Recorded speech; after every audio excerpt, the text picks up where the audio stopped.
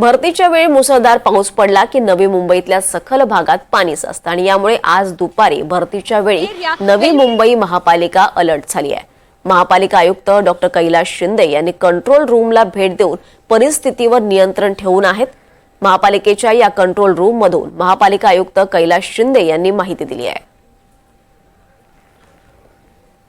तेही water logging नाही आहेत मी, कारण शहरामध्ये जवळजवळ आपण 1250च्या वर कॅमेरे जे आपण ठिकाणं आहेत, चौक आहेत जिथे आपले अंडरपासेस आहेत, नंतर रेल्वे स्टेशनचे जे काही ठिकाणं आहेत त्या सगळ्या ठिकाणी मी पाहणी केली आज याच्यामार्फत आणि वॉर्ड ऑफिसला सुद्धा जे कंट्रोल रूम आहे त्यांच्याशी संपर्क साधला।